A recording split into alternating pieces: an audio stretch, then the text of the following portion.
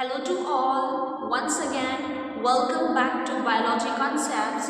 So guys, आपको पता है कि हमारा थर्ड पार्ट है ये वीडियो का, जिसमें मैं आपको एक्सप्लेन करने वाली हूँ प्लेटलेट्स के बारे में। प्रीवियस वीडियोस में हमने एरिथ्रोसाइट्स एंड ल्यूकोसाइट्स के बारे में पढ़ा, ब्लड के बारे में पढ़ा, ठीक है। और ये लास्ट फॉर्म्ड एलिमेंट है, that is platelets, which is also known as thrombocytes. इसको हम क्या बोलते हैं?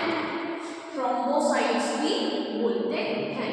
हम ये कह सकते हैं कि प्लेटलेट्स का दूसरा नाम क्या है? Thrombocytes. Clear? Next is it is produced from megakaryocytes, that is special cells in bone marrow. अच्छा, तो ये कहाँ से प्रोड्यूस होते हैं प्लेटलेट्स? ये मेगाकैरियोसाइट्स से प्रोड्यूस होते हैं। ये स्पेशल सेल्स होते हैं जो कि बोन मैरो में प्रेजेंट होते हैं, उससे फॉर्मेशन होता है प्लेटलेट्स का। मैंने आपको ये भी बताया था कि आरबीसीज, एरिथ्रोसाइट्स, डब्ल्यूबीसीज, ल्यूकोसाइट्स, इन दोनों का फॉर्मेशन भी कहाँ से होता है? बोन मैरो से होता है। और ये डिस्ट्रॉय कहाँ पे जाके होते हैं? स्प्लीन में जाके होते हैं, which is known as the graveyard of RBC. Clear? And platelets release a variety of substances. Platelets क्या करती हैं? वैरायटी ऑफ सब्सटेंसेस को रिलीज करती हैं, लाइक थ्रोम्बोप्लास्ट। ये क्या है? सब्सटेंस। वैरायटी ऑफ सब्सटेंस में one of that is thromboplastic substance को ये रिलीज करती है platelets, which are involve in coagulation और क्लॉटिंग ऑफ ब्लड। और ये किसमें इन्वॉल्व होता है सब्सटेंस? कोएगुलेशन या क्लॉटिंग ऑफ ब्लड। यानी कि जब भी आपके फिंगर पे या कहीं पे भी लग जाती है, ब्लड फ्लो होता है और फिर एक क्लॉट बन जाता है, ठीक है। किस वजह से बनता है? वो इसी सब्सटेंस, ये भी वन ऑफ दो सब्सटेंस है जो कि रिस्पॉन्सिबल होता है कोएगुलेशन के लिए। क्लियर?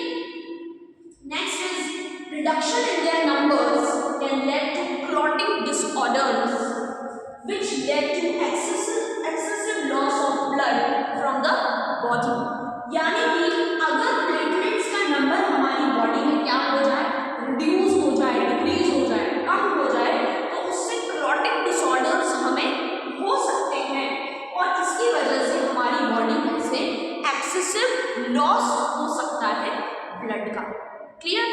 इतनी बात आपको समझ में आ गई कि प्लेटलेट्स, जिन्हें थ्रोम्बोसाइट्स भी हम बोलते हैं, और इनका जो फॉर्मेशन है वो कहाँ होता है? बोन मैरो में होता है।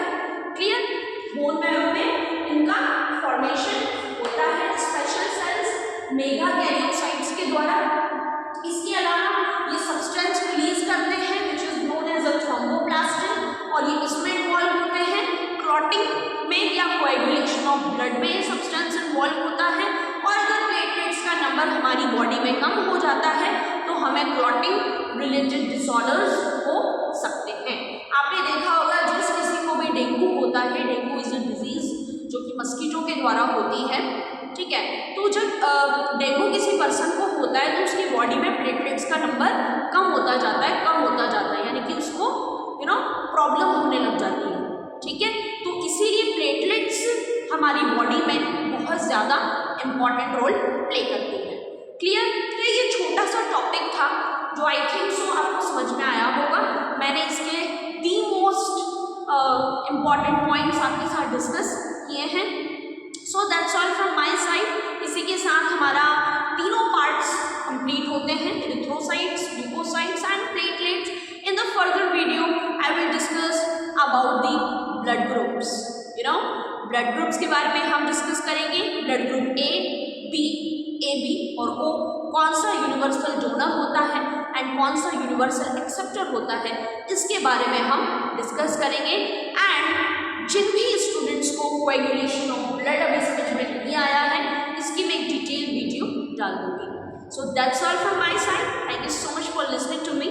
If you like this video then don't forget to like, share, subscribe and comment down. Thank you so much.